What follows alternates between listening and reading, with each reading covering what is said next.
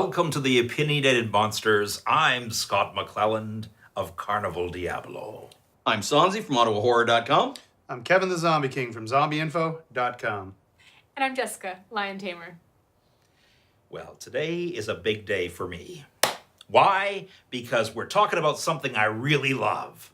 The freak show, the sideshow, the circus in horror. And, of course, Carnival Diablo has spent the past 22 years bringing the world freaks and human marvels in the realm of horror. So this is something rather exciting. Where would we be without The Cabinet of Dr. Caligari? It's arguably the first horror film. It's definitely the first carnival horror film. And it's easily one of the most influential German expressionist films, I'd say, ever made. The movie follows Dr. Caligari, a hypnotist, and probably the worst sideshow act ever, which is a man in a coma.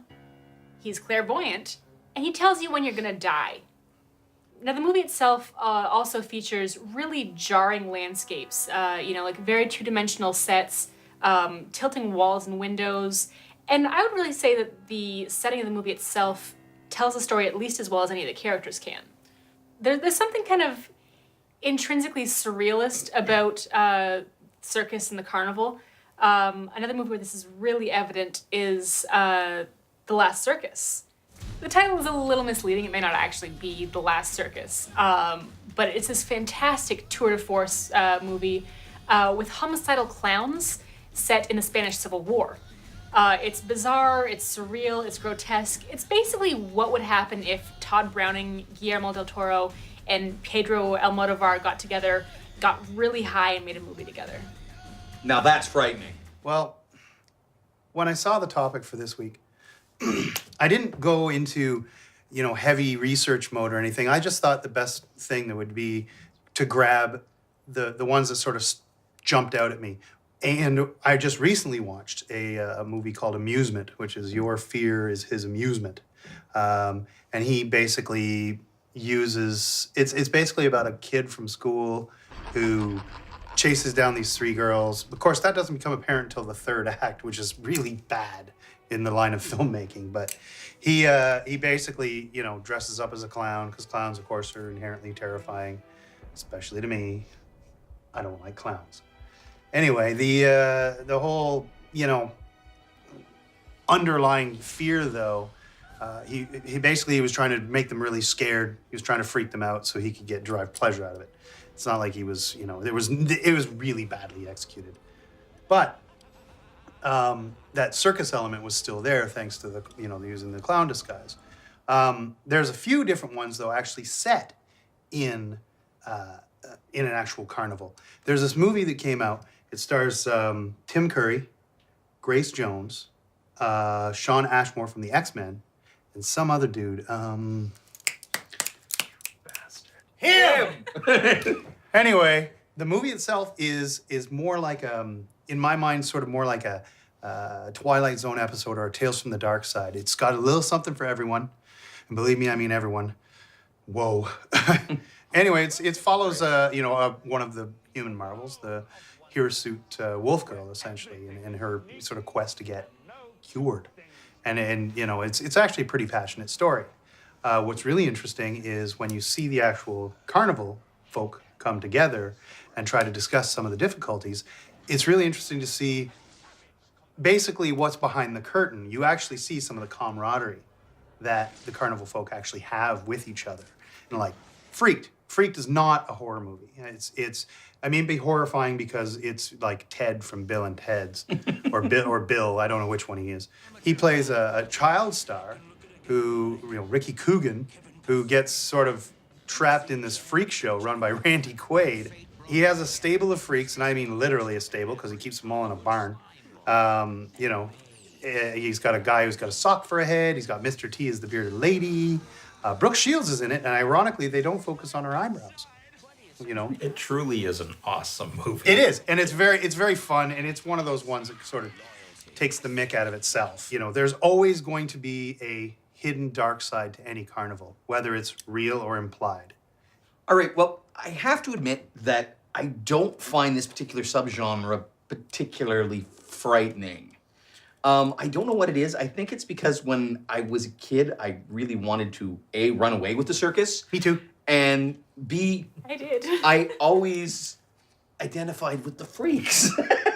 I felt more like them than everybody else.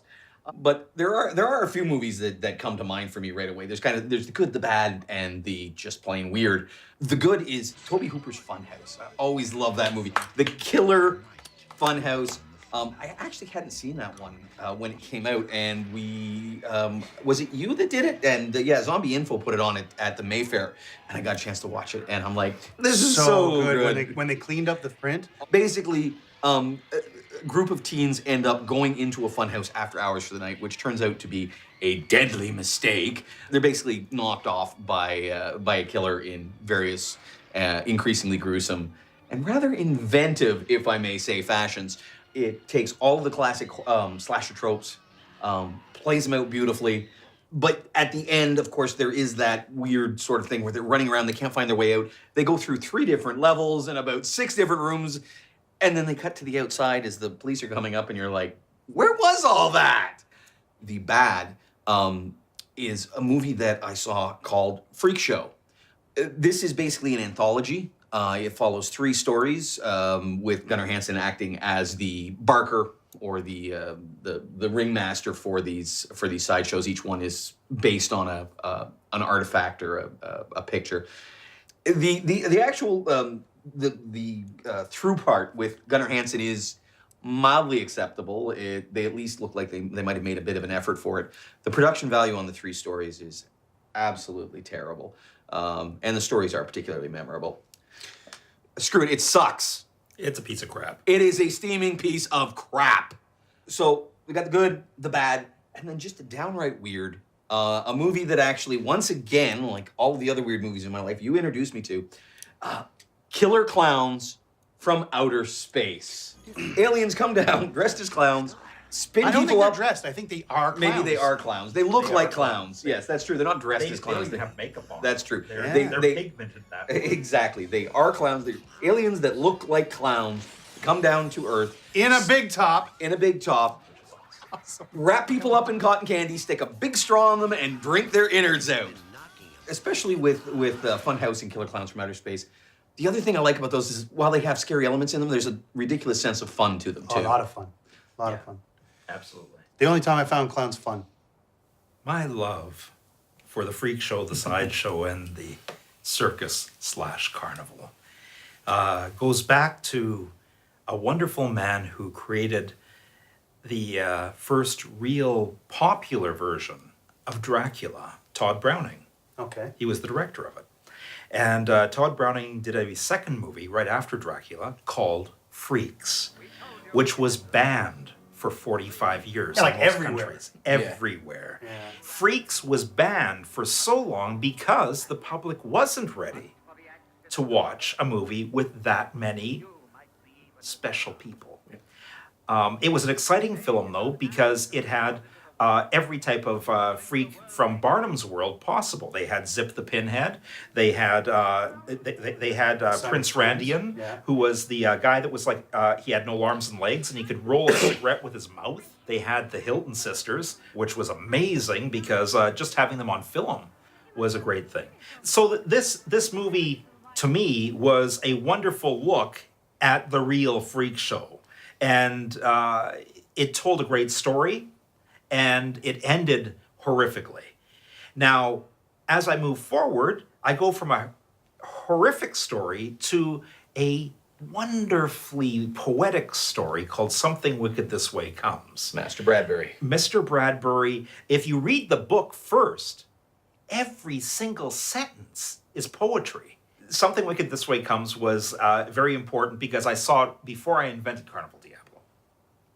Freaks, I saw basically a year before I invented Carnival Diablo, but something came out just in the past decade that kind of turned me on my ear because it amalgamated all the things I love the most.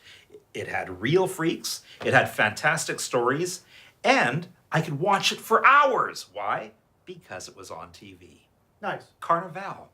This show on HBO, it told two different stories that began to come together slowly. And that was one of the Freak Show and one of this amazingly crazy evangelist. And I love the idea also that there was a mythological weird world that they were weaving that was outside of the realm of what we know as sideshow. People that could read minds could also move objects with their mind.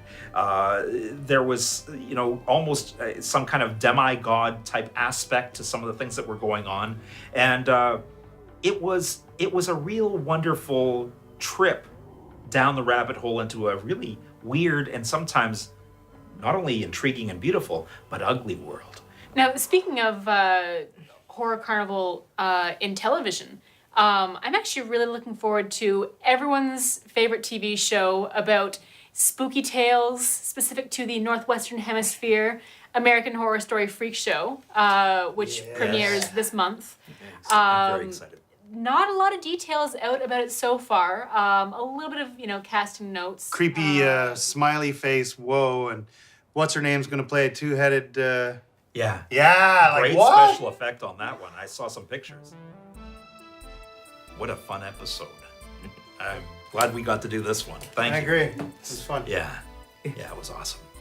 I don't think I've ever seen him that happy. I've seen him that happy, and it creeps me out a little bit, and I don't get creeped out. Clowns.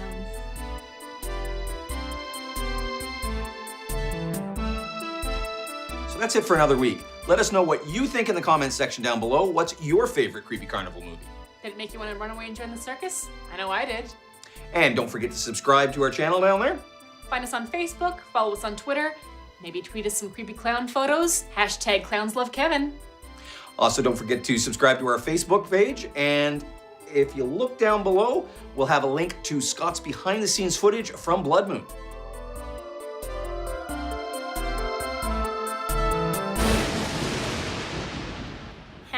#nepotism. Please tell me you got that.